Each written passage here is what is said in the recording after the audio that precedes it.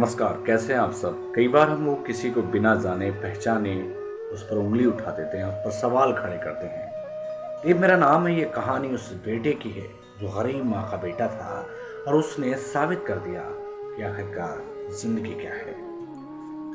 हर रोज की तरह आज राम अपने घर से निकला। जैसे ही उस गली के पास से निकलता है तो उस घर से आवाज आती है रोने की।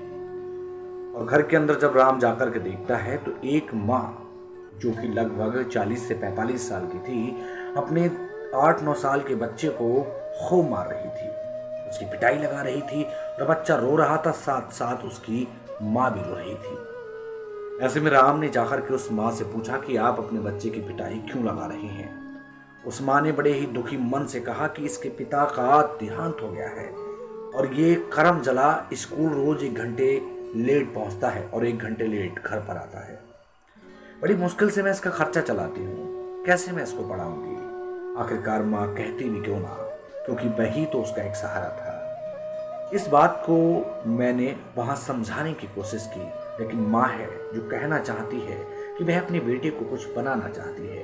बेटा और माँ दोनों रो रहे थे। इस घटना को कुछ दिन हो गए थे। अगले कुछ समय के बाद जब मैं एक दिन मंडी पहुंचा, सब्जी मंडी, सब्जी खरीदने सुबह सुबह, तो मैं देखता हूं कि वही बच्चा सब्जी मंडी में नजर आता है जो कि अपनी माँ से मार खा रहा था।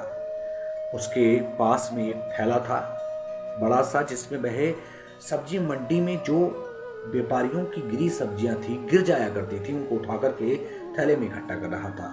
थोड़ी सब्जियां इकट्ठी जब हो जाती हैं तो फिर वह बच्चा उन सब्जियों को लेकर के एक दुकान के आगे लगा लेता है और आवाज लगाकर उन्हें बेचने की कोशिश करता है।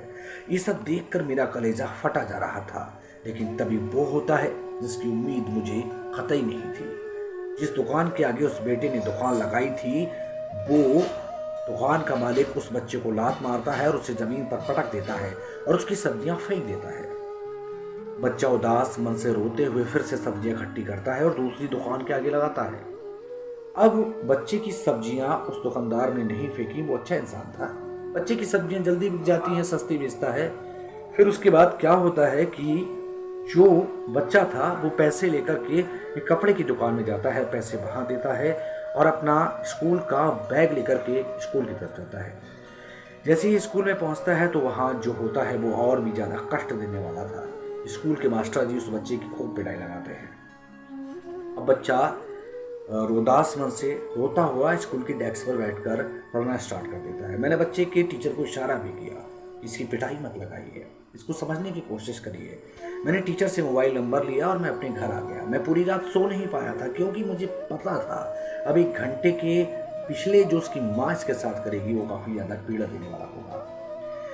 मैं अगले दिन उसकी माँ के पास सुबह पहुंचा और मैंने कहा मेरे साथ चलिए। उसके टीचर को भी मैंने बुलाया और हम तीनों अब सब्जी मंडी में थे।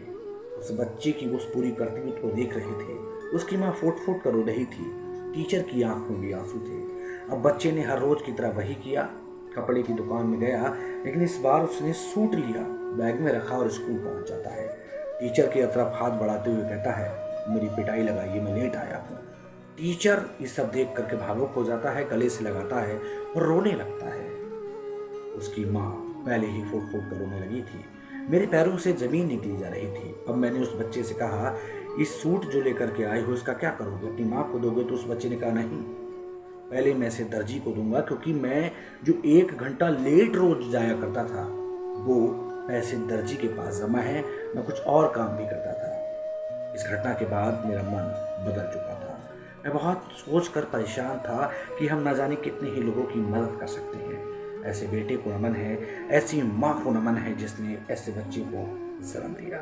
कहानी आपको कैसी लगी जरूर बताइए, और यदि आप किसी को बिना सोचे समझे सजा देते हैं तो निश्चित ही आप गलत करते हैं।